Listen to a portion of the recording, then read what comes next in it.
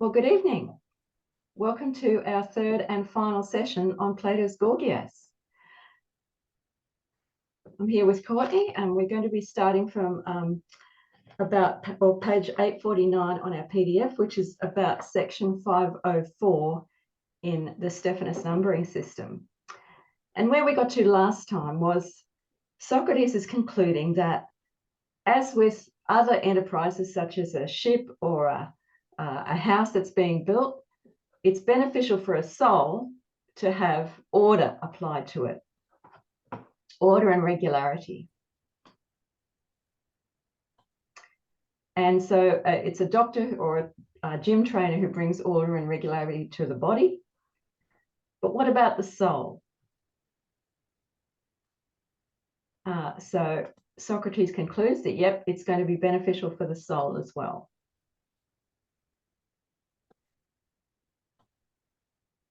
And so just as a doctor isn't going to let a person who's unwell eat whatever they like, a good orator, because that's what the role of the orator is, what we're considering in this dialogue, is not going to allow a soul that's defective or has problems to fulfill its desires. Because being disciplined, and the verb here is to kolastisthai, is better for the soul than being undisciplined. And that's the noun he akolasia, which literally means being not disciplined.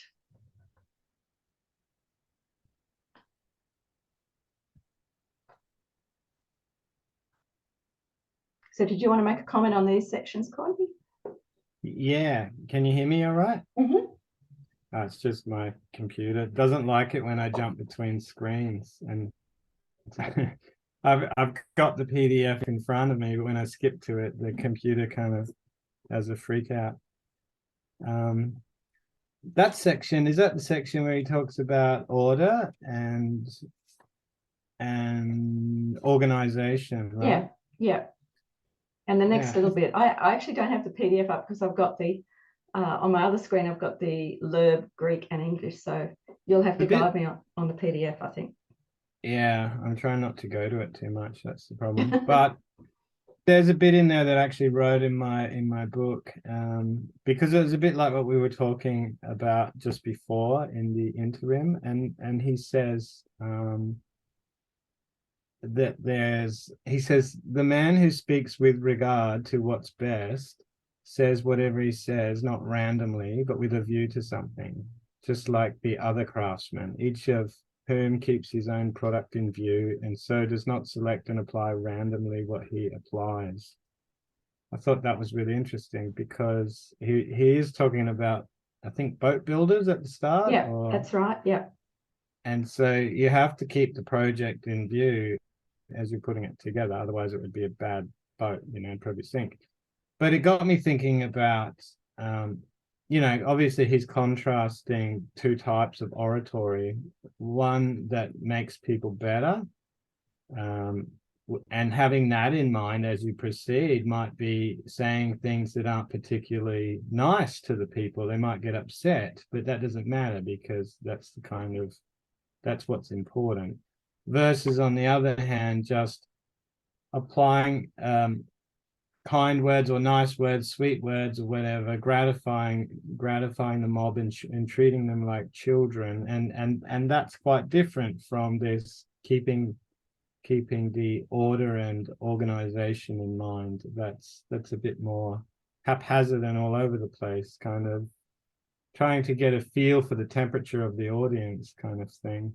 But it got me thinking, as I was saying to you before, about what a therapist does, for example, because I was listening to a class on motivational interviewing, and it seems like a really, to the unknowing observer, it just seems like the person's asking questions when the client speaks, but it's actually the therapist has in mind an agenda and a direction, and he's looking for cues specifically around change. And when they come up, it's just like that. He starts to assemble a kind of order, and he's pushing the client in a certain direction and constantly holding in mind like what his agenda is. So I can see the difference between just persuasive, unfocused talk, sort of, and the kind of thing that is structured towards organizing a kind of result. I know that was a bit long-winded, but I just wanted to kind of explore that a little bit. I think it's very interesting that Socrates is talking about that, because on the one hand, you know, obviously you've got knacks, which are just flattery, and then you've got the crafts, which are using something like a body of knowledge that comment on. Your video's dropped out, Courtney. Hi, Wow. Courtney. You dropped out there for a minute. I was just filling the void by pointing out that I think what you're gesturing towards there with the motivational interviewing is very much what Socrates is suggesting a good orator will do, which is to induce a positive change in the listener. That seems to be a real world example of exactly the kind of positive oratory that he's talking about. So that's incredibly interesting and relevant. Yeah, and it's interesting how Socrates kind of doesn't mind to upset the audience. That's something quite different from the modern therapist. Yeah, exactly. And also well, obviously he takes a very humble position. You know, he doesn't set himself above the listener. He's very self-effacing in that sense. But Yes. I think what happens next in the dialogue is very interesting, because Callicles isn't very happy with the way things are going. So after Socrates is emphasized and kind of repeated that the soul is going to be better off when it's experienced discipline, Callicles says, I have no notion what you're referring to, Socrates. Do ask someone else. And he goes on to say, well, he doesn't care. He only was answering in order to please Gorgias. And so he pretty much basically says Socrates can just go on by himself, and that's what happens. It's so weird, isn't it? That's right. I think I've felt like Socrates at times. When everyone just goes, I'm not even paying attention anymore. I don't care. Say what you want. Right. So in a sense, but isn't that demonstrating that Callicles doesn't have the courage of his convictions? Isn't that because he just can't be bothered to defend them in the end? And maybe that's a sign that they're not actually that strong, or he really can't defend them, because he just gives up. And basically I think we also ought to, and this is something I probably should have mentioned last time, is to remind us that they're in Callicles' house here. So he's actually the host. So okay. The fact that he's getting a bit cheesed off is maybe significant. But anyway, of course, go ahead. In the Greek world, I was curious. I guess the host has a kind of responsibility to humor his visitors. He can't just go, get out, bugger off. Not easily anyway, right? Well, that's right, especially when he's got the great Gorgias staying with him. You know, he's kind of he maybe feels he's been a bit set up here. But anyway, look, Socrates doesn't mind about carrying both sides of the discussion on by himself. He's quite up to it. You can really see him as this awkward kind of party goer, isn't he? Because everyone's like, look, enough. And he's just like, well, I'll keep going. That's right. He's quite happy about it. And in fact, he gives quite again, we come back to this issue of giving a big speech, giving a little speech. Well, Socrates gives quite a big speech when Callicles just gives up. So he says, and I'm going to be reading the English of the Louvre here, so it's not quite the same as the PDF, but so that in Epicharmus's phrase, what two men spake erewhile, I may prove I can manage single-handed. And indeed it looks as though it must of sheer necessity be so. Still, if we are to do this, for my part, I think we ought all to vie with each other in attempting a knowledge of what is true and what is false in the matter of our argument. For it is a benefit to all alike that it be revealed. So he's reinforcing there that, well, Callicles may have given up, but ultimately they're going to arrive at a position of what's true and what's not, or what's not true. And so that's going to be of benefit to everyone involved. It's not just a matter of personal status, or he's not trying to gain a personal benefit from it, but it's to do with finding out what is correct and what isn't. Yeah, and the start to that, where Callicles kind of leaves the conversation, Socrates offers a really, really nice summary of everything so far between him and Callicles, right? I think that's a really neat little summary. Yeah, it is. It's quite a good recap.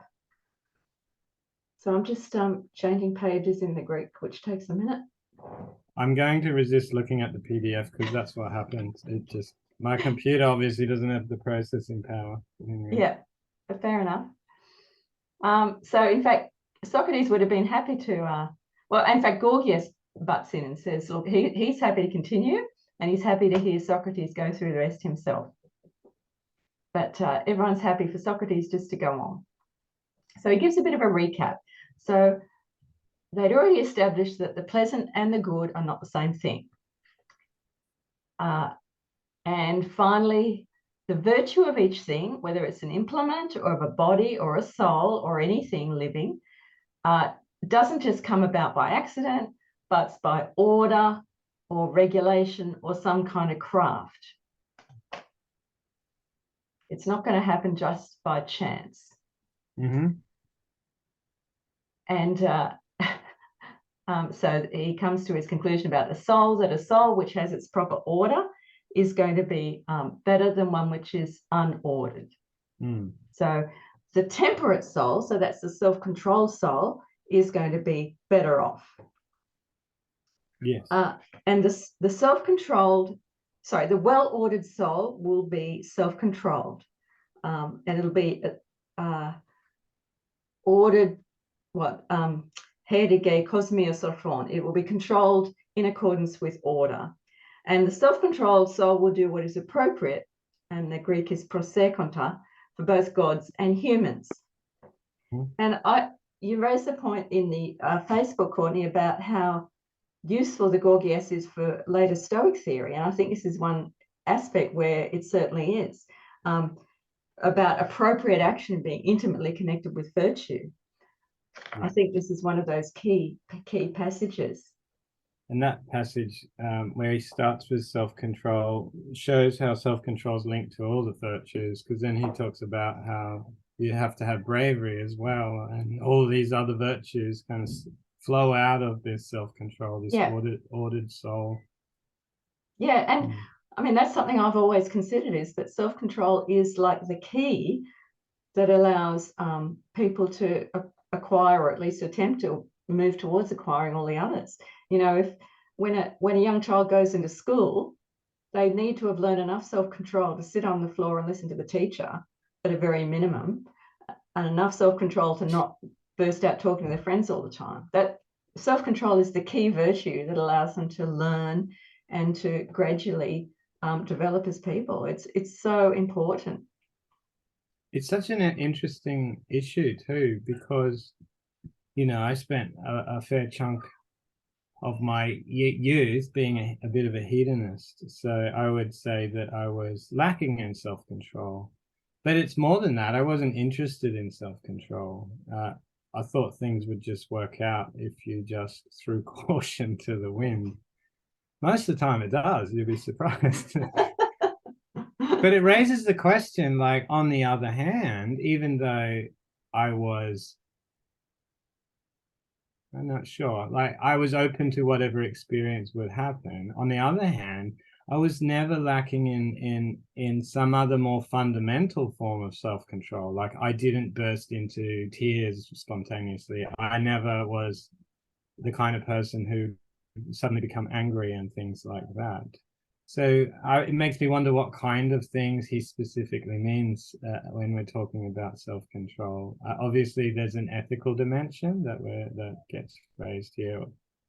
We might even say a psychological kind of form of self-control, because you're going to meet other people who advocate for different spiritual systems that will say something like, in Buddhism or Epicureanism, about being in the moment or something, or letting things happen, or a different kind of, that's self-control versus control of things around you kind of thing. Yeah, you know what I mean? yeah.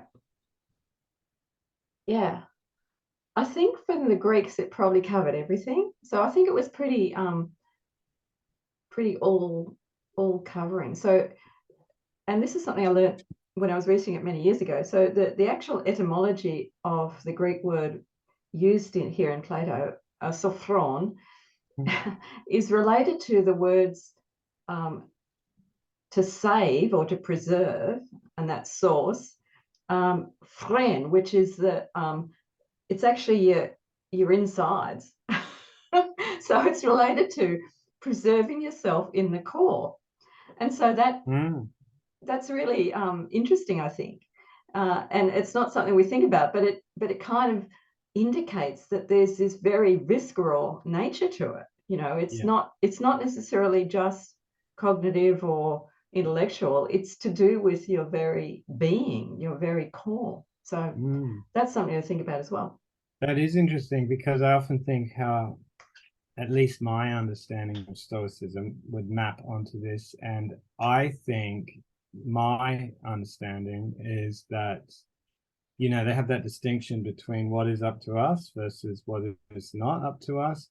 And they want us to focus as our area of concern on what is up to us. And what is up to us, in a sense, is our core. And the core is the rational part or the hegemonicon.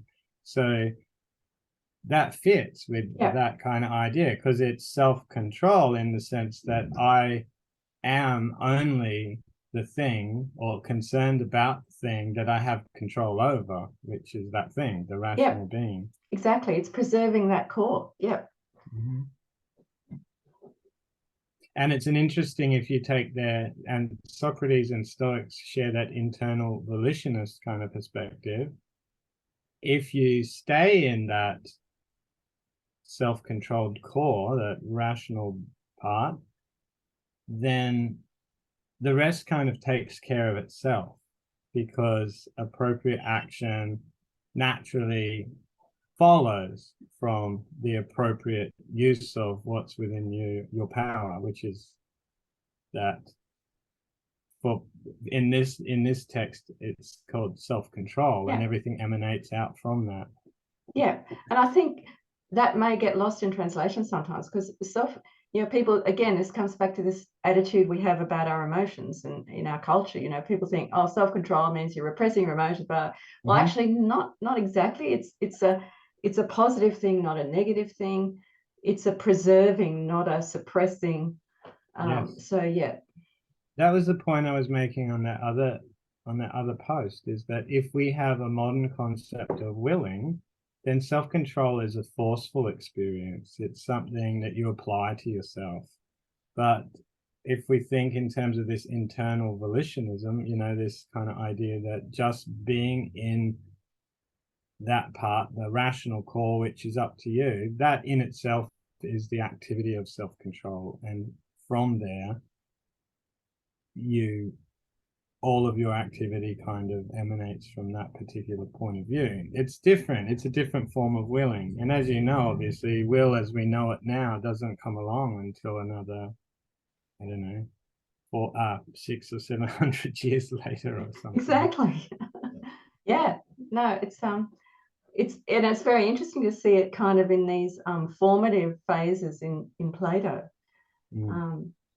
And so I think what Socrates starts to do here is he's sketching out the way in which the virtues are connected. So he says,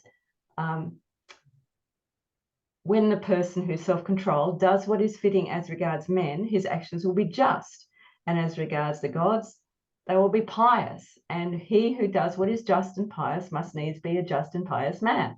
That is so, because obviously he doesn't need Callicles to agree with him anymore. He's just going to agree with himself. And surely he must be brave also, for you know, a sound or temperate mind. I'm just looking at the Greek there.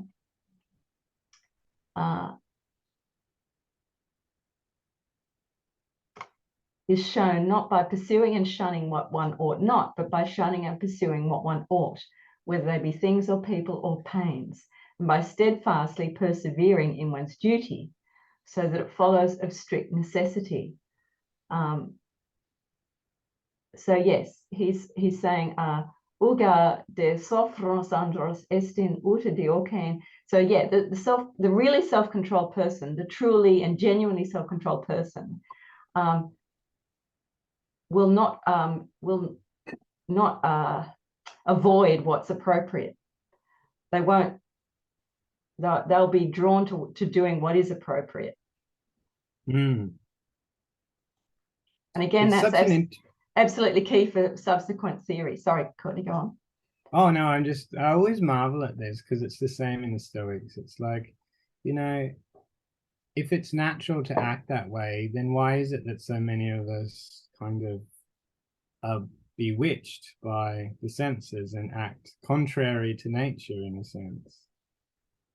Yeah, I mean, we could talk about that for some time. That would be a whole different session. Yes. But in a way, that's what's going on in the Yeah, it background. is. It Because absolutely Callicles is. saying, well, obviously it's better to get what you want. And he's Yeah. saying, no, it's not. It's better to pay what's due. Yeah. Actually, sidebar. Just so I joined a Nietzschean Facebook group, and yeah, somebody there was Cool. posting absolutely about the Gorgias and saying, well, you know, Callicles was right. Alcibiades was one of the strong people who, but ultimately he was brought down by the inferior people in the democracy, and you know that's why democracy's bad or whatever. And but kind of missing the point that Socrates has made all along, that well, who is the stronger person? If Alcibiades or anyone else hasn't overcome their desires, then they're not strong. They're not the stronger person. They're not the superior person. They're just the, you know, the marvelous waste of talent that was Alcibiades or whoever. Yes. And it stems from the physics, really, doesn't it? Because the Nietzschean idea, I think, is that nature is amoral and just is this whirling kind of will to power, this kind of irrepressible force. And so should we be if we have the capacity to be so. So there's no like good or bad in that picture. It's just like it's just a black hole. But what I was surprised about was I would have thought that if you read the Gorgias attentively, you see that Socrates shows that the strong person or the superior person, well, what does that really mean? You know, if a person is not superior in virtue, then they're not superior at all. They might be more intelligent than the next person, but they're not stronger and they're not superior. Yeah, I think so. And I think, you know, a lot of philosophers, I guess, will come down on the side that, well, you know, at the end of the day, if we respect reality, we'll realize that we are finite beings. So no one's really powerful at all because we all die. You can have $1 billion in your bank account. What's the difference? When you die and the poor man next to you dies, you're equal. You have the same status. And I think Socrates makes the point of that towards the end of this dialogue, doesn't he? Where he talks about the judges, the sons of Zeus, and stuff like that. Yeah, yeah. Well, we won't jump ahead to that quite yet, but anyway, so Socrates is still going on with his big speech here. So he says, so there is my account of the matter. He who does well is blessed and happy, while the wicked man or evildoer is wretched. And this must be the man who is an opposite case to the self-controlled man, the licentious man, the akolastos, the undisciplined man, whom you were commending. That's Callicles. So he says, Socrates goes on to say, everyone should flee from lack of self-control, from akolasia. But if someone does offend, then right must be applied and he must be corrected if they are to be happy. So this, in my opinion, is the mark on which a man should fix his eyes throughout life. He should concentrate all his own and his city's efforts on this one business of providing a man who would be blessed with the needful justice and temperance or self-control, not letting one's desires go unrestrained and in one's attempts to satisfy them, and interminable trouble leading to the life of a robber.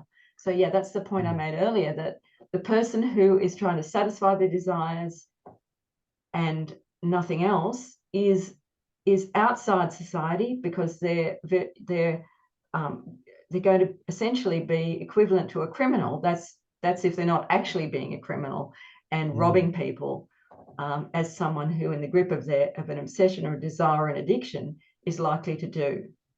Yeah. Even if they're robbing their own family or whatever, as someone who's someone with a family who is spending all their money at the pokies or whatever, they're still robbing family and robbing society.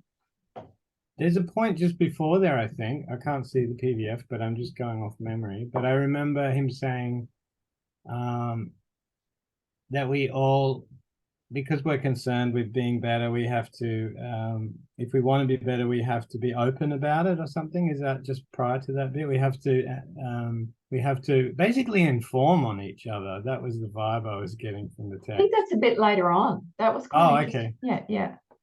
When you get to that, let me know, because I checked in Nussbaum's Therapy of Desire, and because it reminded me of the Epicureans, and sure enough, there's a section there where I think Epicurus really takes that to another level in his garden, in his community, because there's this idea in there that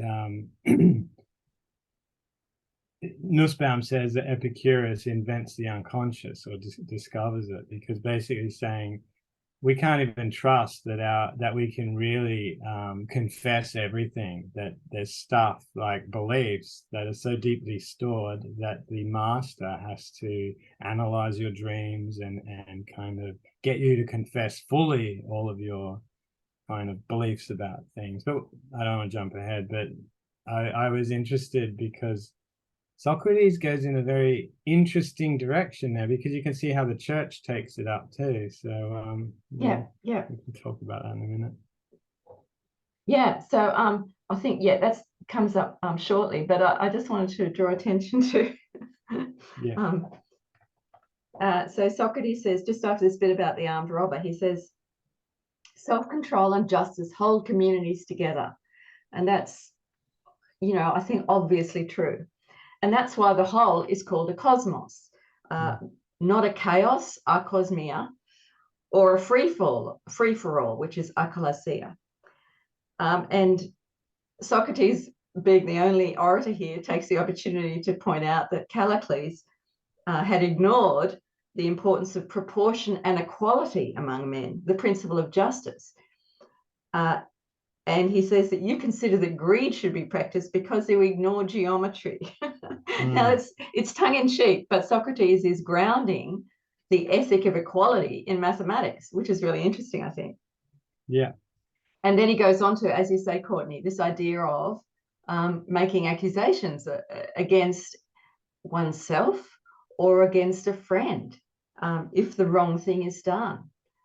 Becoming an informer, essentially, against either oneself or someone close to one. It's an interesting point, because it kind of makes me uncomfortable. Yeah. Can imagine Socrates' perfect city where everyone's dobbing on each other all the time. Well, that's right. But then if it was his perfect city, then no one would need to, because everyone would be self-controlled and do the right thing. But just to quote from this book on the where it comes up with Epicurus, that is fine on the surface, but as he says here,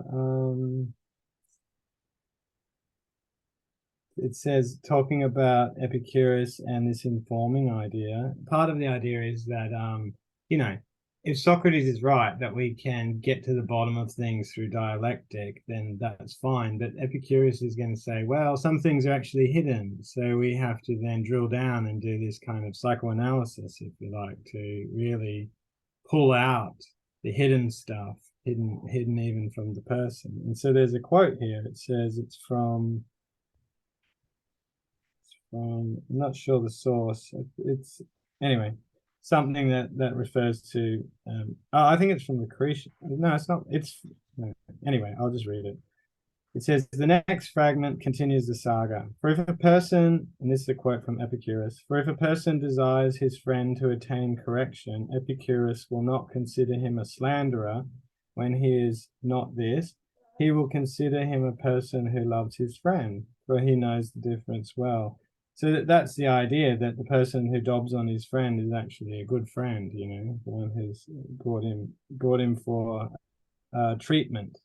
And the context here in Therapy of Desire is that he sees it as the master is playing the role of the doctor, just like Socrates talks about, and that you can't escape. Yeah, basically, he's going to get his hands on you and sort of psychoanalyze you and force you to spill all the beans and get all your secrets out on the table. This kind of idea. Scary, because you know, imagine that in the hands of a government or something like that. Well, I mean, and you can see why, you know, the Epicureans came across as this proto-cult, essentially. And, you know, their rivals were constantly saying, well, you're just a cult. You're not a philosophical school. You know, you're just kind of a personality cult. So yes, it's interesting, but you're probably right. They probably did borrow this from Socrates, I would say. And I wondered how much. I just wondered how much it.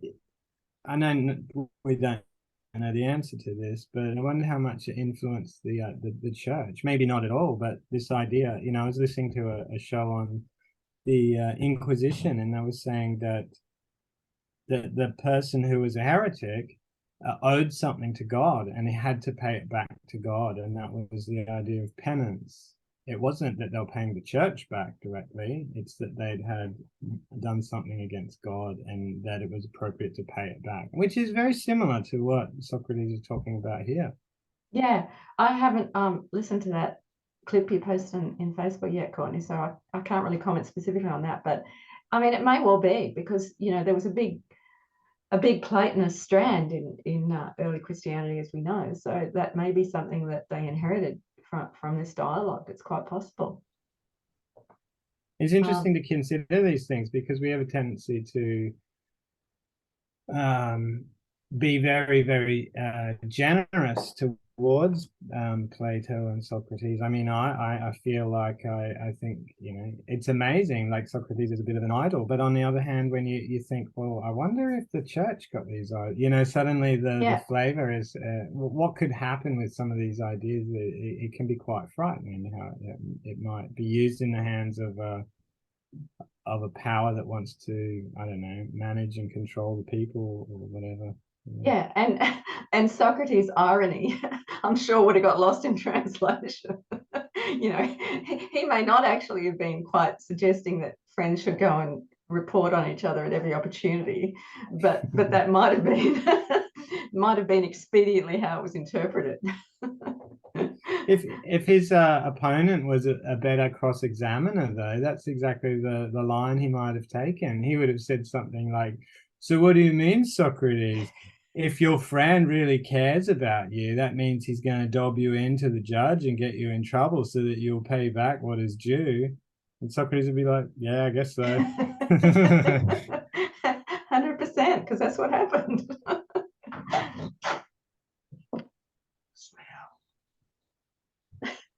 Sorry. So, and this, of course, brings Socrates to his point, which is, well, you know, is it fairly alleged or not that I am unable to stand up for myself or for any of my friends and relations, or to deliver them from the sorest perils, but am exposed like an outcast to the whim of anyone who chooses to give me the dashing phrase is yours, a box on the ears? Because this is, remember what Callicles brought up, you know, people like Socrates are just worthy to suffer violence or to get hit, because that's the kind of thought process that Callicles has, and Socrates hones back in on that. But then, you know, Socrates turns that on his head. He says, I deny, Callicles, that to be wrongfully boxed on the ear is the deepest disgrace, or to have either my person cut or my purse. the translator's making a rather clumsy little pun there. I hold that to strike or cut me or mine wrongfully is yet more of a disgrace and an evil. So this is the key point in this speech, that to do the wrong thing to Socrates or to someone who has done nothing wrong, to do wrong unjustly is worse than to suffer wrong unjustly. Yeah. It means that a wicked man is doing harm to a good man. Yeah. And that's, you know, perhaps the most, the key takeaway, I guess, from this part of the dialogue. But Socrates is, you know, he gets quite carried away with his own rhetoric in this speech, I think. So he says, all this, which has been made evident on the lines I have stated some way back in our foregoing discussion, is held firm and fastened, if I may put it rather bluntly, with reasons of steel and adamant. So it would seem, at least on the face of it, which you or somebody more gallant than yourself must undo. That's a reference to the fact Callicles couldn't even bother to stick up for his position, or else find you cannot make a right statement in terms other than I now use. And so it's injustice that is the greatest of evils to the wrongdoer. And so the wrongdoer should pay a penalty. You know, thinking about the dialectic, and I think Long's, you know, I'm sure he didn't come up with this distinction, but there's the idea of the elenchus and the protreptic. I think because Socrates is forced not to be able to do the elenchus, which is to cross-examine the opponent, he's doing a lot more protreptic in these long speeches. So that's a good idea. Yes, he's doing this moral exhortation now. Yeah, I think that's right. Yeah. So the Gorgias gets to show off the different approaches in the dialectic. Yeah, that's a really, really interesting point. So then he suggests that, well, what power should a man have in order to protect himself against suffering wrong or doing wrong? Well, obviously, the way you protect yourself against both suffering wrong and doing wrong is not to do wrong as far as possible. And then we have the interesting example about, well, should one protect oneself by aligning with a tyrant? You know, say you've got a drug lord operating in your community. Should you align yourself with that person and try to curry favor with that person, because then you'll be protected? Someone like Callicles would say, yeah, you should do that, because that's the way to ensure protection for yourself. But Socrates says, no, it's not a great policy, and so a man who does that is going to have his soul mutilated because he's imitated an unjust person. And then interestingly,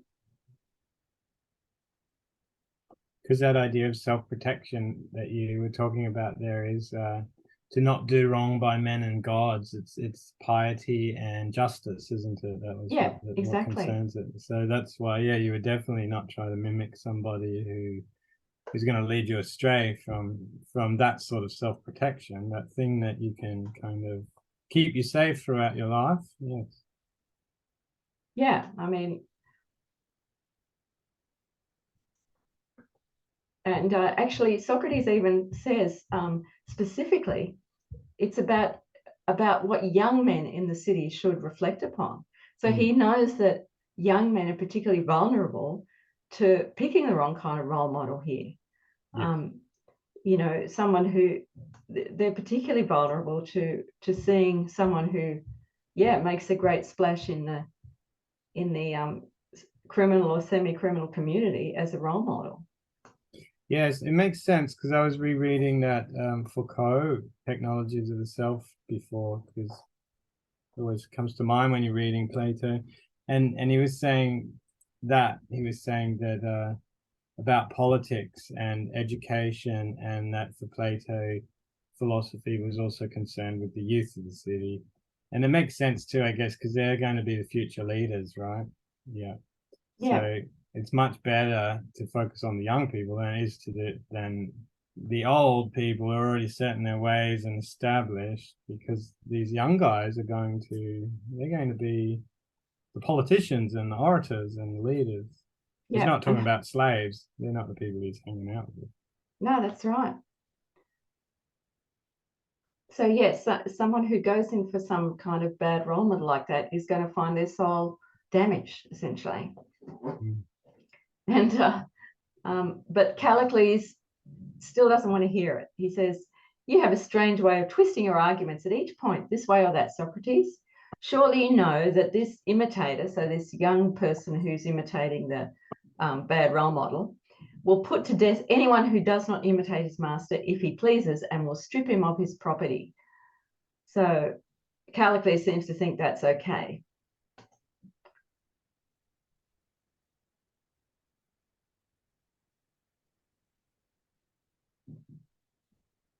Sorry, my computer's kind of slowed down. There we go. Okay, so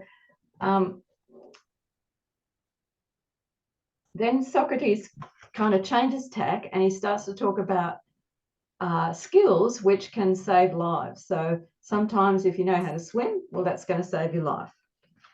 Also, if you know how to pilot a boat, sometimes that could save your life as well. But boat pilots or engineers, bridge builders, that don't go around boasting about their achievements because, you know, even though they can save lives, sometimes, well, maybe sometimes the people whose lives they save would rather not be living, or maybe they're not good people, or so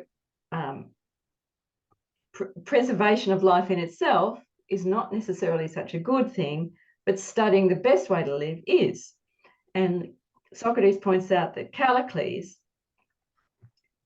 is at the mercy of the demos, the people that he likes to cultivate, the ones he's trying to please.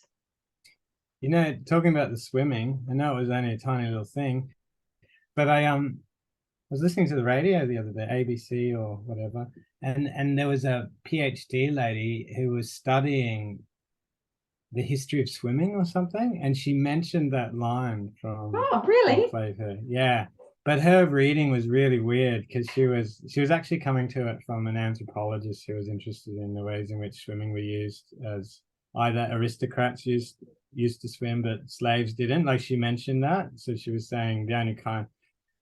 What she said was, and this is quite interesting, that human beings are one of the few mammals that don't naturally swim. So like if you put a human being in water and they haven't learned to swim, so it's a knowledge, they actually drown. So you can't, what she was saying is you can't fake the knowledge of swimming. If someone says, I know how to swim, the best way to find out is just shove them in the water. So there's something hidden there, I reckon, too, you know, because it's a kind of knowledge that you can't fake. That's right. Well, is it a episteme or a empiria? Is it a knack? Is it a techne or a knack? You know, that's really interesting. I don't know. I think it's a well, I think you'd have to say it's an empiria because you learn it by doing it. Probably. But the interesting thing is maybe like I can imagine a scenario where someone is you're probably right. It's not, it wouldn't fall into the category of the knack. I'm just thinking you could imagine some smart con man who's like, yeah, I know how to do that. I know how to do everything. And he tricks everyone all along. But something like swimming or maybe even fixing a car. Yeah, you're right. It would have to be learnt through experience, because without that experience, you just can't possibly pull it off. Yeah, exactly. But interesting how the lady on Radio National went on and on about that little line for about 30 minutes. And then when I found it, I was like, I don't know how she milked like that much out of it for a PhD. Like, that's right. There's a whole dialogue there, you know. Yeah. But anyway, got me thinking about it. So, but that point you're making about the boat, right? He says, even though the guy who drives the boat saves lives or preserves lives because they didn't die when, you know, he didn't crash the boat, sort of thing, he actually hasn't necessarily done people any good. That's a really weird argument, because what he's saying is there's some people on the boat who might have had a terminal illness or something and might not have even had any reason to live. So when he got them to the other side and got them there in a manner that they weren't dead, well, he actually didn't do them any good, because they probably would have been better off dead. It's a very weird argument, and he kind of doesn't actually go anywhere with it. You know, it's kind of in passing. Yeah. Except that it allows him to basically say that these things, you know, can have good outcomes and bad outcomes, essentially. And I think you hit the nail on the head, though. Like, he's also saying, so even if you have the kind of ability or knowledge to save people's lives or get them from A to B safely, that's not really good enough. That's not really what is admirable about these knowledges. There's something else going on about making them better. I think it's not about I think you're right, preserving Courtney. life. Yeah, and he says that's why boat pilots and engineers don't go around, you know, congratulating themselves. And that's true, they don't. That essentially, yeah, they've got a job to do, but ultimately the outcome they kind of don't necessarily have any influence over.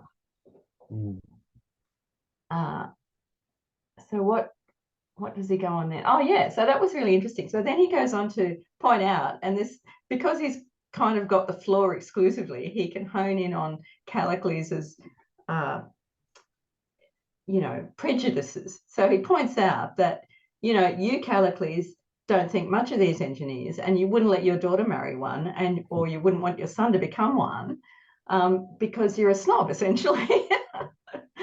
And that's where our friend from the Nietzsche group is also a snob. You know, he loves Alcibiades because he's a good-looking aristocrat. He doesn't really value any other skilled kind of person. Essentially, that's what Socrates manages to get a hit in on Callicles here. But again, that allows him to seg to this key issue. You know, what does better mean? What is a superior person? But if better has not the meaning I give it, but virtue means just saving oneself and one's belongings, whatever one's character may be, you are merely ridiculous in cavilling or objecting at the engineer and the doctor and every other art that has been produced for our safety. No, my gifted friend, he says, or Macarie, you blessed person, you may find that the noble and the good are something different from saving and being saved. Yeah, so you were right on the money. Yeah, it's not good enough to save someone's body or their possessions. You have to save their soul. Yeah. And so Callicles, because he is, again, we come back to this issue of he's in love with the demos, which is the name of a particular young person, but it's also the Athenian people. And so he's committed to pleasing them, whatever they want. And we know that the wishes of a people, a community, can be all over the place. You know, one day they want something, the next day they want something else. Interestingly, though, Callicles pipes up finally and he says, "It seems to me, I cannot tell how, that your statement is right, Socrates, but I share the common feeling. I do not quite believe you." And he said, in the Greek, it says, "Opanosoi pesamai." I'm not quite convinced by you. I'm not quite influenced by you. He doesn't find Socrates particularly persuasive here. You get the impression he doesn't find him persuasive at all throughout. But maybe there's something going on in particular here, do you think? Yeah, so Socrates thinks it's the love of demos, you know, the love of, whether that's the people of Athens or this particular young man he's talking about.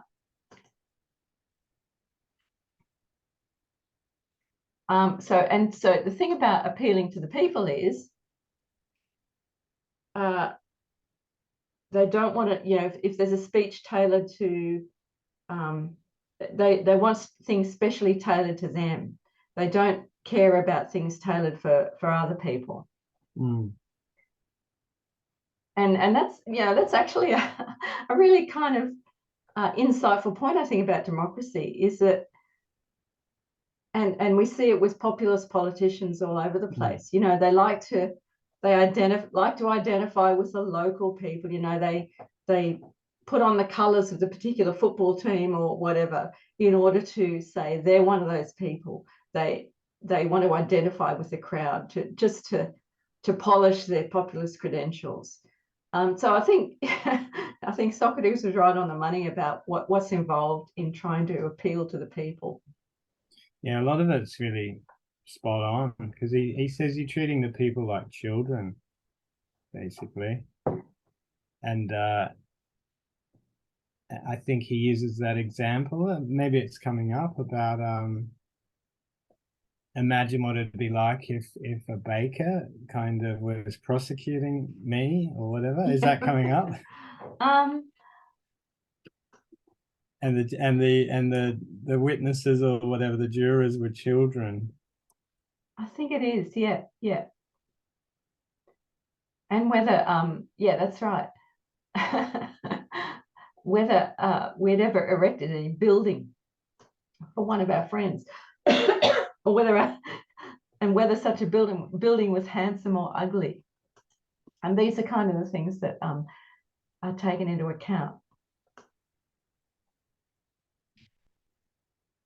Oh yeah, that's right. And whether Socrates, and he also makes the important point about appealing to the public like that.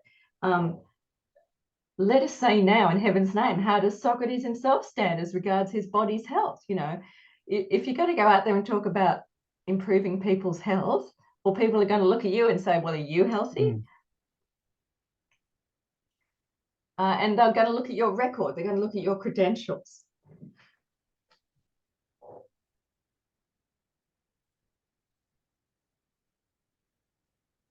And he also makes an interesting point about it would be foolish for someone who was inexperienced to try and undertake some kind of big government contract. Starting some kind of public practice themselves without being experienced in it, without having adequate training. And so this is all to do with this idea of how do we assess people's credentials in being a public figure or providing a public service. We look at their record. We look at whether they are credible, I suppose, is what we would say now. And it gets Callicles to agree it would be silly for someone who had no experience to try and undertake a big contract. Excuse me.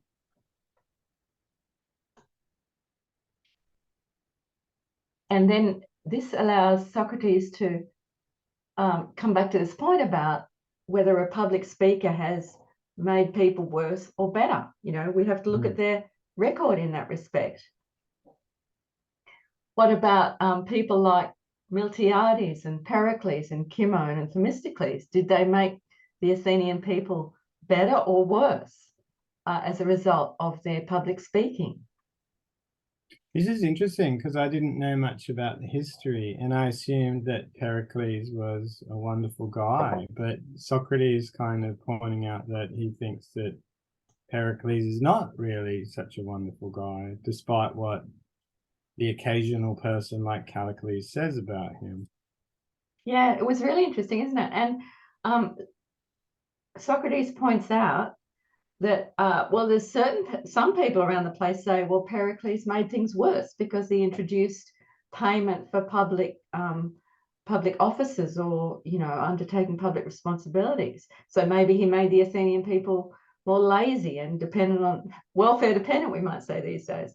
And these are really kind of current issues. These issues haven't gone away. These ideas around whether payment for public roles is adequate or not. I think it's so interesting that Socrates is canvassing these issues, um, and canvassing them in terms of, well, what does it do to sort of the character of a people en Yeah. masse? You know, what are the results of these kind of policy decisions? Do they make things better or do they make things worse?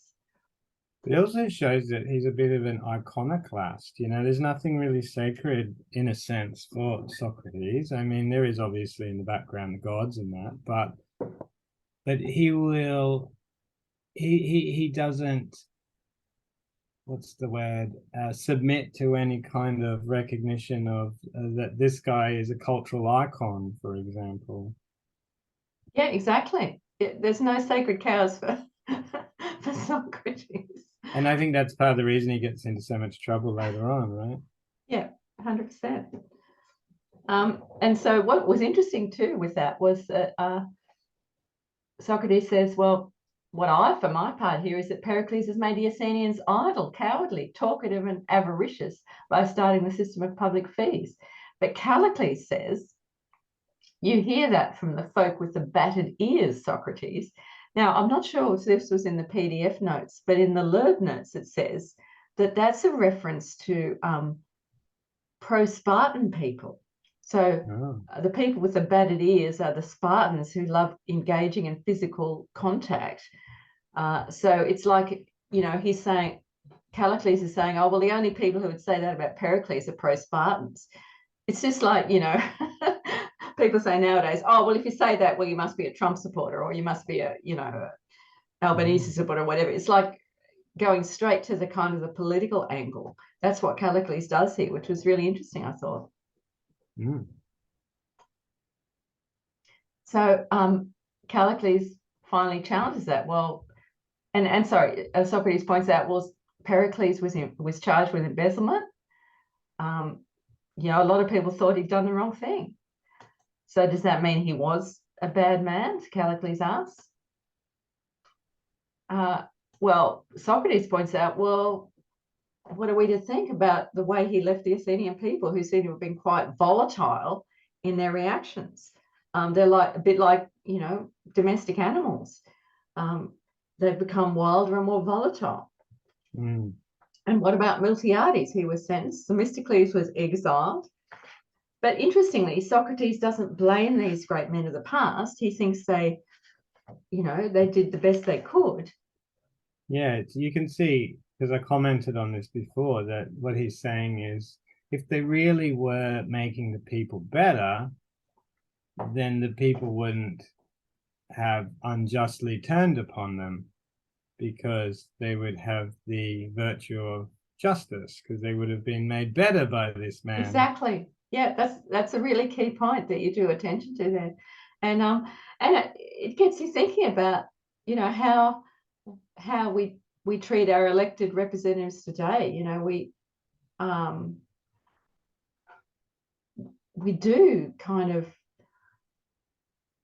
we do condemn them basically for X, Y, and Z. And they, again, as Plato suggests, they turn around and complain of their unjust treatment from the people. It's as if nothing's changed in that regard. It seems to be a mutually kind of accusing relationship. It's a really interesting point too, because it makes you think, and I usually stay out of politics, but it makes you think, does the public servant say to himself, my job is just to run these programs and deliver these, what do you call them, policies or whatever? Or am I really doing these things because I believe it will better the people? And the question is, if it's the second one, that he's not just a cog in the machine, but he thinks that he's bettering the people, well, then he's putting himself in this position that Socrates is talking about, that he's getting paid hundreds of thousands of dollars a year to do this job, but is he really bettering the people? Possibly he's doing a job doing service delivery, so then he's just like the guy driving the boat or the engineer or whatever. So don't think yourself better than anybody else. You know, you're the same as the bricklayer. All you're doing is a service.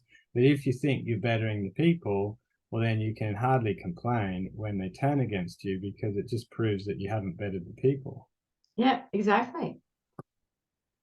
And but that also raises the bigger question: is the people ever going to be bettered? You know, is the people capable of being bettered? And that's what what citizens of democracies probably need to think about is That's is the right. problem us? And the conclusion is, I think, inevitably yes, the problem is us. The problem is human nature, which is to blame the people who have led us in a direction that we then turn against. I think, you know, Socrates is perhaps, you know, Socrates is kind of consistently generous to the people in the sense that he doesn't, he accept, and I think, again, this goes through to the Stoics, you know, the acceptance of people are going to act irrationally or ungratefully or in one way or another not proportionally to what's gone before. That's just how it is. It's definitely unclear if you can teach the people how to be better. But on the other hand, pedagogy is in the background here. So part of it is, even though we don't know that we might be able to make the people better, we can at least try to educate them the best we can with the best principles, in the hope that some of them might become better. Yeah. So that's always there. And in fact, Epictetus picks that one up from the Socratic, you know, from that kind of vibe, because he says, you know, people are just ignorant. Don't get angry at somebody because they've offended you. Instead, show them why they've gone wrong. And if you can't show them what they've done wrong, well, then you might as well just blame yourself, you know. So Yeah, absolutely. but it does also raise the other problem, like we're focusing on whether you can actually teach the people anything to be better. But also the other question is, well, what is the person doing who thinks that they're making the people better in order to justify the massive amounts of money and prestige and status they get? Is it, if they're not actually achieving that task of bettering the people, then should they really get paid as much as they do, or are they just some sort of fancy service delivery technician? Yeah, well, I think that's a bigger question than the Gorgias, but yes, it brings us to the whole rationale of public office and government in a democracy, which is probably bigger than our pay grade at the moment, Courtney. But it comes up in this because he says something like, when you go about making a person better, you shouldn't get paid for that. In fact, it would be shameful to expect Yeah, payment. And so, but if you were building a house, you know, which is a different craft, then and that's fine. You can get paid for that. He has this sort of distinction, yeah, and he says yeah, it's got to do with this idea that when you better another person, they reciprocate and they will better you. And I guess presumably that means you've got people bettering each other and making a harmonious society. And that should be free, which raises the question, of course, that all of those kinds of helping professions, we call them, that seek to improve or better people, how do they justify charging money for it? And obviously psychology is one of those ones. And it is a really thorny issue because the people who need it most are the poorest. Yet yeah, psychologists cost hundreds of dollars an hour to employ. yeah. It is a really thorny issue. And they know it. You talk to psychologists about it and they they're really torn about it. They're like, I really want to help poor people, but I need to pay the mortgage, you know, and I've got $100,000 HEX bill and all that sort of stuff. Yeah, absolutely. It's a real problem. I think Yeah, he's really onto something there, of though. course he is. He's totally onto something. So I thought it was interesting how, after giving the examples of Pericles and Miltiades, Socrates says he doesn't blame anyone, you know, any of the leaders from that time. And in fact, he thinks people from those former times are actually probably doing a better job than the ones they have today. But even so, they were all engaged in flattering the people. essentially. Yeah. So what is involved in sort of improving the soul of the people? And Socrates then kind of tries to turn to that. And he reverts to these ideas which were raised earlier in the dialogue around what a doctor does and a nutritionist, essentially, or a physical trainer. They're bringing excellence to the body. But, and then he gives a rather amusing example of, the baker, Thearion, Mathicus, the author of the book on Sicilian cookery, Sarambus, the wine growing guy. Well, they've all done their bit for the Athenian people, but really, what's the absolute result? What's the result? Well, people have got a bit fatter and more choosy about wine. That's the net result. So what's been the net result of great public figures like Pericles and so on? What's been the net result? And it's probably not that promising. We've got people who are pretty ungrateful about it, and they protest, and everyone protests, the politicians protest. And what have the sophists done? Well, the sophists, who've claimed to be teachers of virtue, have then turned around and complained when their pupils and their students don't pay them. Well, hang on, how could that be? Surely if they've done their job, then their students would know to pay them and would have been conscious of that responsibility. So how could that be that they haven't achieved their purpose? That's right. And this is funny, isn't it, really? Because it's an issue that comes up for us in the Stoic community, is all the people who want to get into, and I'm kind of one of those people in a sort of way, that want to toy with the idea of coaching Stoicism or using it in psychotherapy or something like that.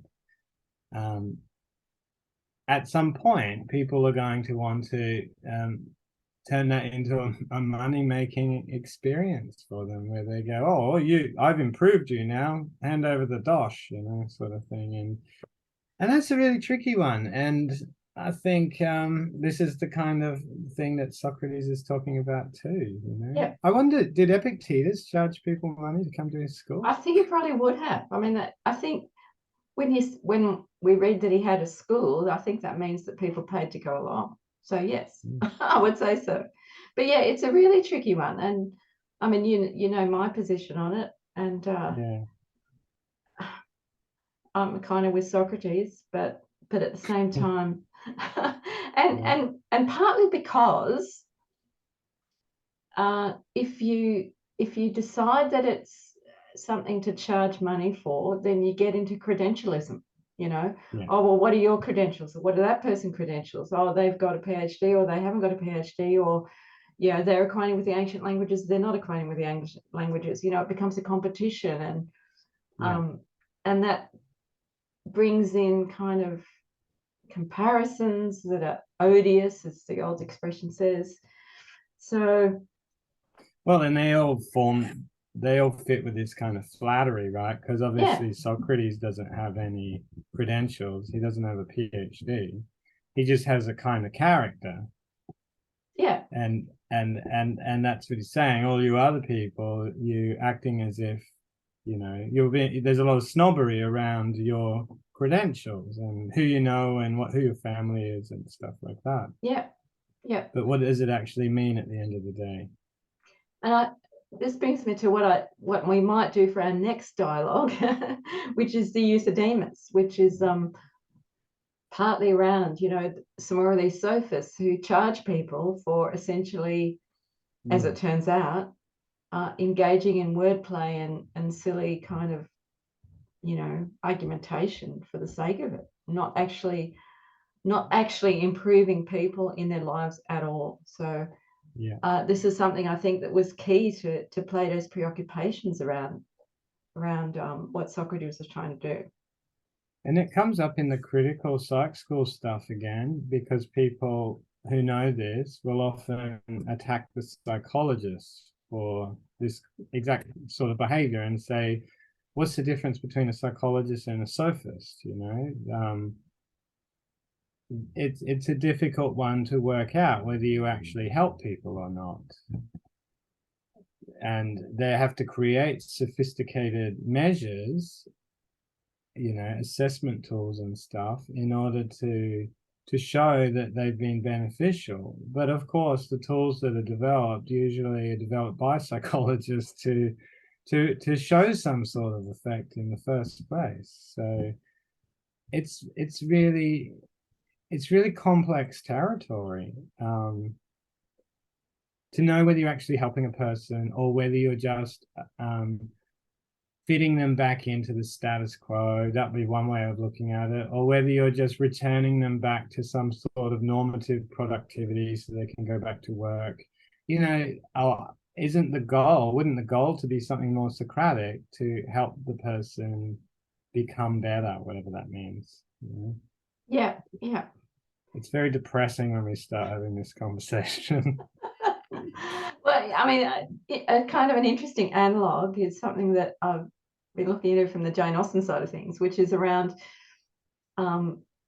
what clergy in 200 years ago were how they were placed, and yet that they were charged with the cure of souls, essentially to provide a spiritual service to the people. And so their payment notionally came entirely from tithes, so a 10% of the community's product essentially. So I think this sort of awkwardness around the relationship between spiritual benefit and monetary payment of the person involved is it's not just, as I say, in the philosophical community or the psych community, it's also in the religious community as well. There's always been this kind of uneasiness around the relationship between benefiting the people you serve and actually getting paid for it, and how that's going to happen. Yeah, that's right. And I think it's exactly what Socrates is saying here. He's saying helping people or bettering people should be free, and we should all be doing it all the time to each other. Yeah. But and another thing is we've created this expert kind of culture in which certain people have the professional capacity to help others, whereas other people are incompetent. And it creates a system of dependency where normal people can't even help themselves. They're like, oh, I have to see a doctor, I've got a sniffly nose. Yeah. Or I feel a bit low, I better get a mental health care plan. Or I've been in therapy for 20 years. Okay. Exactly. It's scary. We just accept that some people know more about you than you know about yourself. Yeah. I think we're at one on this, Courtney. So yeah, Socrates asked the hard questions. Is a person made better or worse by the intervention of someone like Pericles?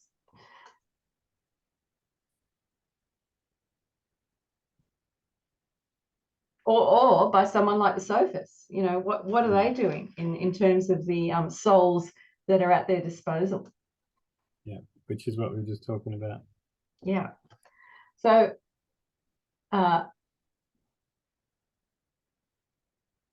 and so Socrates recalls to what he was telling Polus, sophist and orator, my estimable friend, are the same thing, or very much of a piece, as I was telling Polus.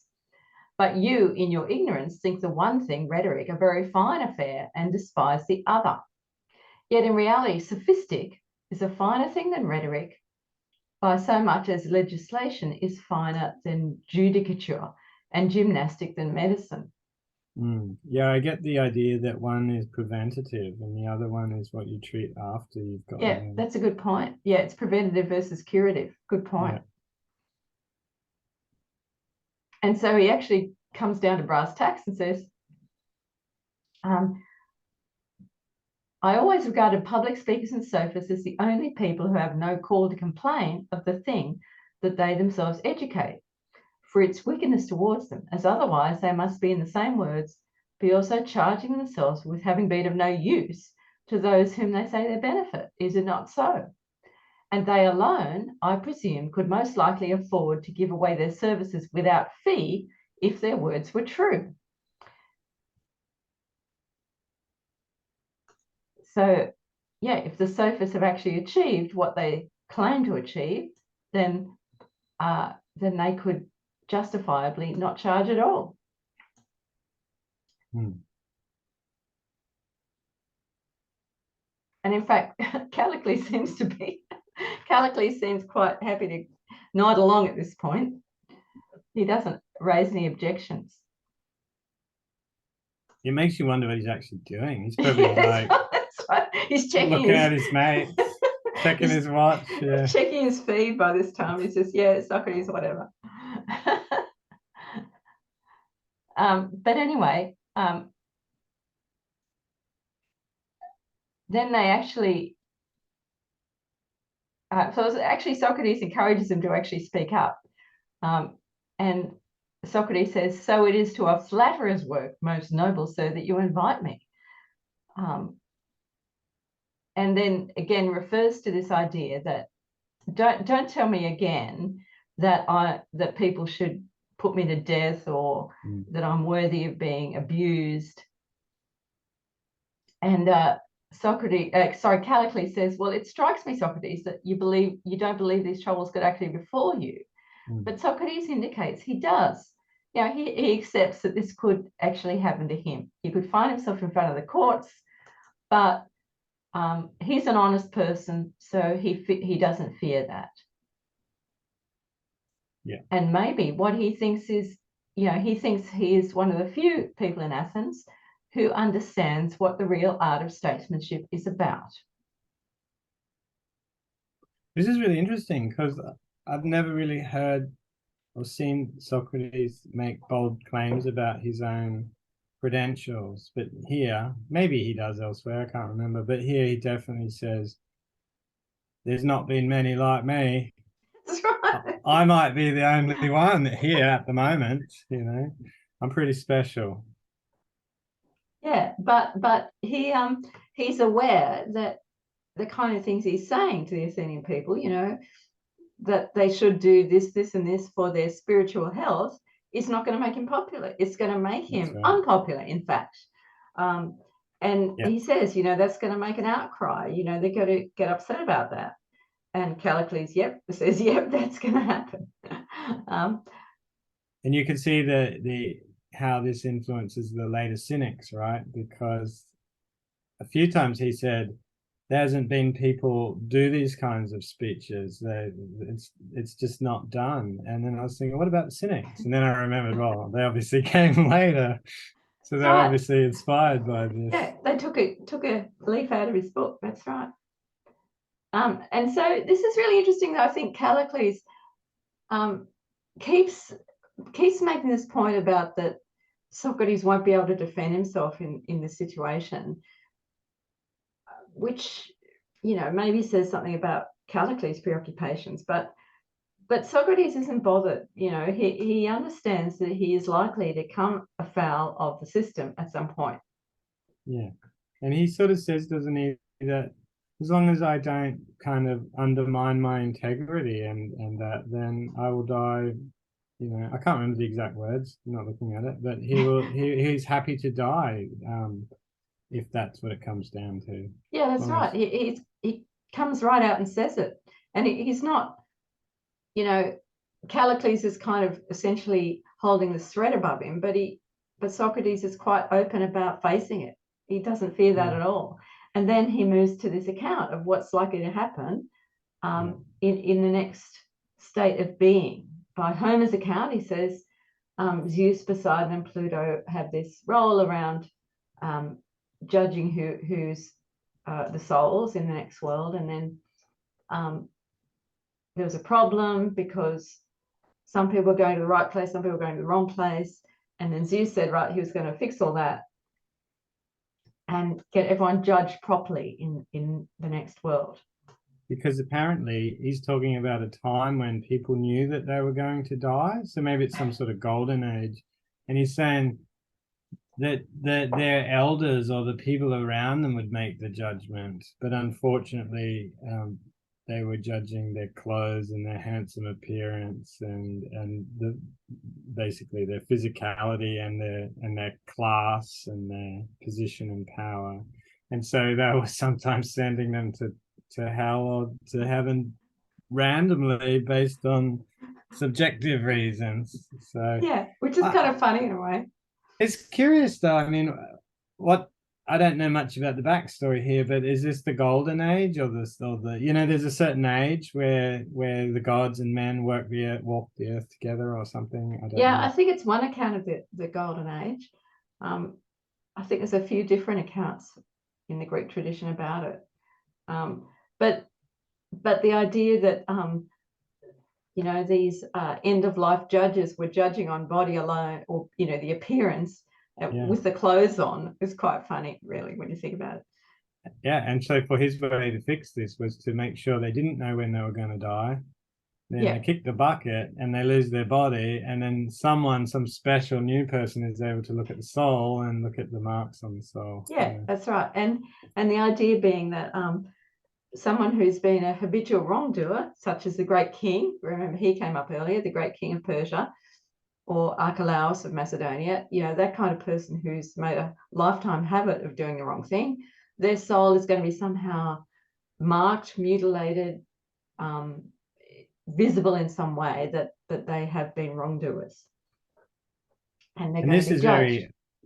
this is interesting too, isn't it? Because again, this you can see the Stoics obviously have a similar idea that the shape of the soul gets distorted, distended, bent out of shape, and so it doesn't fit its natural pattern or shape. But also, again, too, the Christians have a very similar idea that doesn't matter what happens to you in life. Obviously, you do the things you do in order to earn favor in the next world. So, Yeah. what do you think about this argument? I mean, it's one that I've often disliked in religion, but interesting that Socrates should finish with it, because it makes me wonder, or maybe even worry.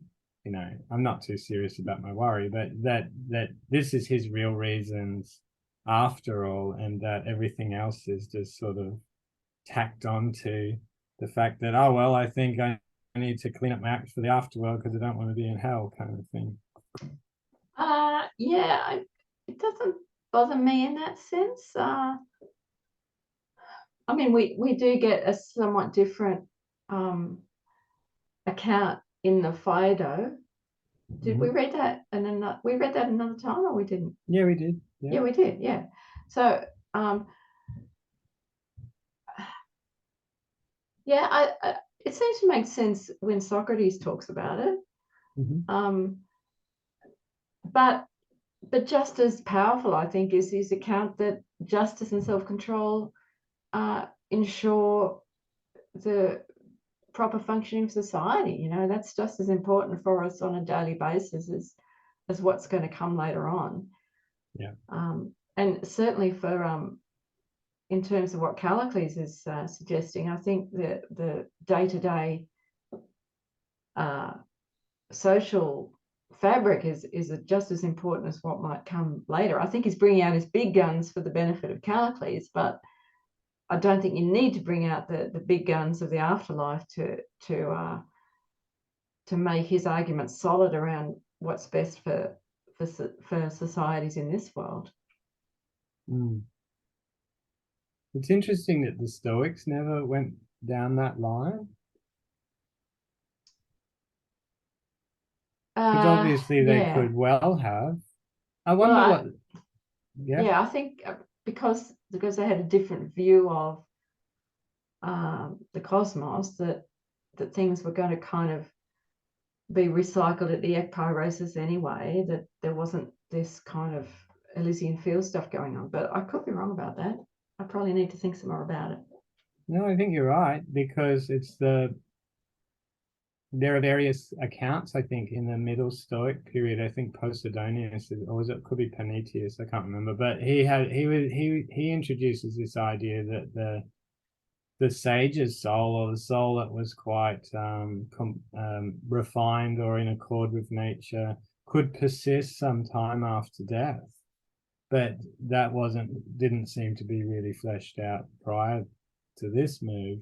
And the idea is that it would live somewhere above the earth, floating in the air, and remain intact for some period of time. And presumably, if the soul was really, really pure, like the sage soul, it may even stay intact until the whatever it's called, the Ecorosis, yeah. Well, yeah, I mean, that could be right, because now that I think about it, you've got Cicero in the Dream of Scipio, talking about, souls of the departed meeting above, and then you've got Seneca at the end of the Consolation of Marcia. He sketches this scene of Marcia's son meeting his grandfather, again in this kind of view from above, looking down on everything that is below. So yeah, I think there must have been room in the Stoic worldview for some kind of afterlife, at least in some form, for the virtuous in that sense. Because it raises the question, in Stoicism at least, that what is the purpose of perfecting the soul? Obviously, there's that we're a living creature, and that it's growing, and it's going through changes, and it's going to be reborn at the end of a kind, and recycled, like you said. So is the point kind of that the more we complete our own part, our own, whatever you want to call it, rational experience, and that it sort of allows the greater living organism to grow more efficiently, or something like that? Do you know what I mean? Like, what's the actual point, in a sense? Yeah, well, I mean, I think if you think about Marcus's point of worldview, the point is the cyclic, the cycle persisting and ongoing, and the departed or the deceased contributing to the next generation of the living. So I think for Marcus, it's the cycles, it's the cosmic cycles which are key. For Seneca, couldn't be quite sure. I'd have to think some more about that. And for Epictetus, again, he seems to avoid, dwelling on these more cosmic points of view, and focusing more on the day-to-day. But I'll have to give that a bit more thought as to what we think the long-term the long-term view is. I guess it doesn't matter. It's just interesting when you come across these things in Plato and you think, oh, I wonder what the schools who followed him thought about that, and how they tried to incorporate it into their physics, for example. Yeah. I mean, I'm just rereading Cicero's De Natura Deorum at the moment, so I'll be in a better position when I've finished it again to discuss that, because he gives the Epicurean, the academic skeptic, and Stoic viewpoints there in summary. So oh wow. Another thing I've got to read. Good on you. Are you reading it in Latin? I've got the Loeb, so I've got both. Oh, lovely. Well done. Yeah, so just thinking about these souls of coming to judgment. So Rhadamanthus judges some of them, and the great king and Archelaus are going to be found to have been unjust in their lives and done the wrong thing. And Socrates makes the point, doesn't he, that it's more likely going to be the rich and powerful who are going to be the souls that are going to be found to be beyond rehabilitation. Yes, and that's a really interesting idea, isn't it? That there are some that can improve and some that are beyond improvement. A very interesting idea. And those ones go to some pretty shitty place in Tartarus, I think. Yeah, exactly. And it sounds miserable because he says in the version I was reading, at least, that their suffering will be profound and there'll be like, you know, a kind of an incentive or a disincentive to other souls not to do what they did, basically. So it sounds horribly medieval Christian style, like flames and torment for poor old, what's his name, the Persian king. Yeah. Interestingly, Socrates also mentions the philosopher who doesn't want to hurt anybody, who just goes about his business, not bothering people, and that the judges will be struck with admiration and send that soul off to the islands of the blessed. So that's good, isn't it? That's what Socrates is hoping to meet. You can also see again with the Nietzscheans when they meet this final part of the dialogue, they're going to be like, "Nah, that's it. I'm done with this. This is just Christianity all over." Yeah. And so, yeah, that what you mentioned, Courtney, is a very interesting idea that someone with more power has got greater power to do evil than someone who has less power.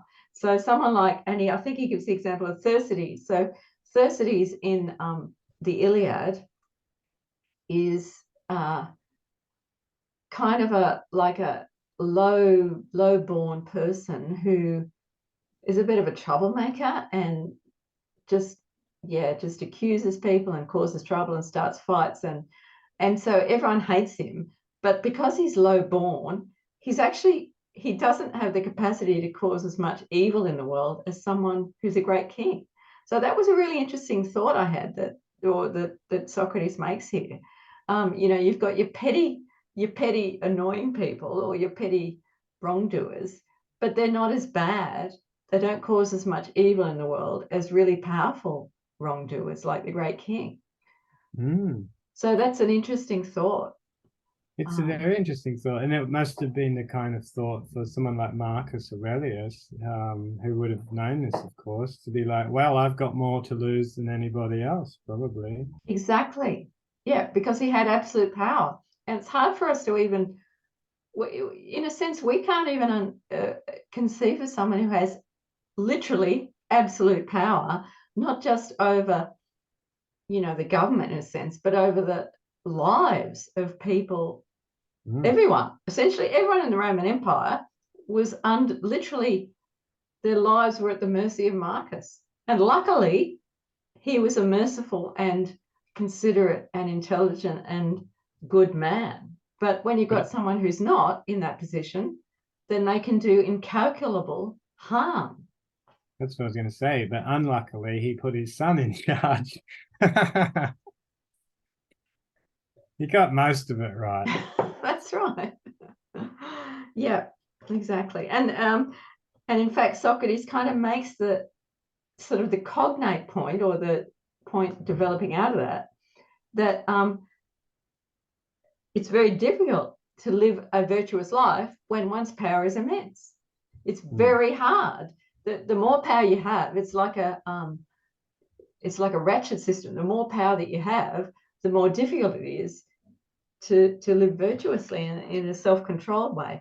But he points out, and I think I raised this last time, that an exception to that rule was Aristides, who was a Athenian politician who was known for being a man of integrity, and his nickname was the Just. But people just got sick of hearing him being called the Just, so they just got rid of him. And that's what democracy's like, Yeah. People have the stupid reasons for doing what they do. That's democracy. We've got to live with that.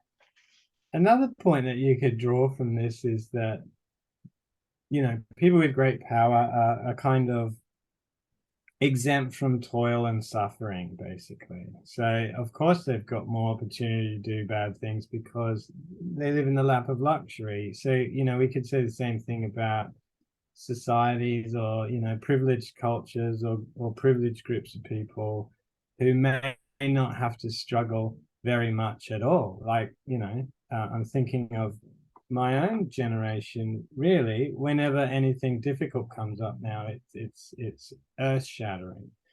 There's a lot of entitlement, but there's also probably a greater difficulty. I don't know, I'm very much generalizing here. There could possibly be a greater difficulty for people to really grow because they're not pushed into hardship and difficult situations very often.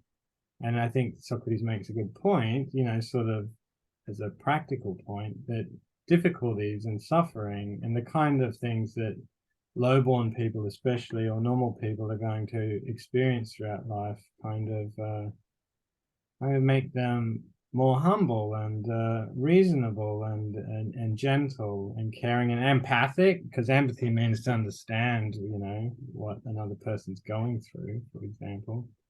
Yeah, and of course the Stoics picked up on that. So you've got Seneca with De Constantia Sapientis, the steadfastness of the wise man. You know, this whole idea that hardships are sent, at least in part, to develop the character of people who are capable of benefiting from that. So yes, I think that was definitely something that was going to be developed later on. And again, I think Christianity picked up on that as well.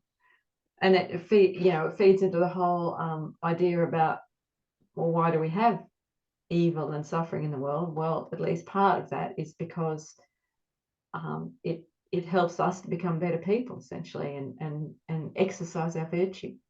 That's right. And Freud, for example, I think would even have it as a basic feature of differentiation, because he says, like, the infant baby, when it's just born, attached to the mother's breast, it has an oceanic kind of feeling where it hasn't learnt cognitively or physically or whatever that it's separate from the mother until the mother's breast is removed, because at that point it experiences pain, and from that pain it experiences the notion that it is separate from the source of pleasure. So it's only through suffering that cognitive differentiation starts to occur. And then, of course, as it becomes more differentiated, the being then, knowing it's separate from other things, then has to learn adaptive behaviors to seek out the source of pleasure, to be able to meet its needs and satisfy its desires and things like that. So it's only in the absence and the pain of those things that a being is able to learn to thrive. So interesting how the psychologists pick up the same sorts of ideas. Yeah. But yeah, you could imagine the perfectly pampered emperor baby who's hardly ever had an experience where there wasn't a bosom in his mouth, for example. That's right. Well, maybe that was Commodus's problem. So where does Socrates go from here? So yeah, so he has quite a big speech here, and Socrates finishes up by saying, not seeming, but being good is what we should aim for. And the next best thing is, if we do wrong, is to be disciplined for that. And also, every kind of flattery and gratifying people for the sake of it is to be avoided. And interestingly, Socrates finishes up by saying, be guided by me, emoi un pertomenos. So that's that verb about persuading, influencing again. Be influenced by me, and you will come to no harm if you're a good and upright person, because your way, Callicles, is worthless. He's very explicit about that right at the end.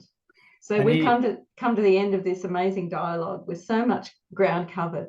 We made it. Yay. Yay. But there was a bit there too where he returns to the point about getting punched on the jaw and not being able to defend himself. And he says, right, you in the afterlife will look like that person who's been punched on the jaw, you will have no way of defending yourself against Rhadamanthus and those sort of judges. Yeah, he brings that out because that was something that Callicles came over more than referenced more than once, is this violence thing, and Socrates comes right back at him about what's going to happen in the next world. Yeah, more than just the violence, the fact that Socrates can't protect himself. Yeah, exactly. And he says, well, after when you have to face your judges, you won't be able to protect yourself with those arguments. Yeah. It's a wonderful dialogue, and there's so much stuff. I mean, we really only scratched the surface all the way through, haven't we, Courtney? I loved it, and I can't wait to the next one. And to be honest, it's really improved some of my understanding of Stoicism. Like, it's been wonderful, and it really makes it obvious how much people interested in Stoicism would benefit from reading these dialogues. Absolutely, yeah. So let's think about what we do next. So do you want to do Euthydemus, which is, I was going to say Theaetetus, but Theaetetus is really long. I'm kind of a bit bogged down in Theaetetus with my blog posts. So yeah, let's do Euthydemus, and that's much more manageable. And it's kind of fun as well. It's a fun dialogue. Well, that sounds wonderful. Yeah, sounds brilliant. Let's do that. Thank you very much. Yeah. Thanks, Courtney. Have a wonderful evening. Bye-bye. You too. Bye.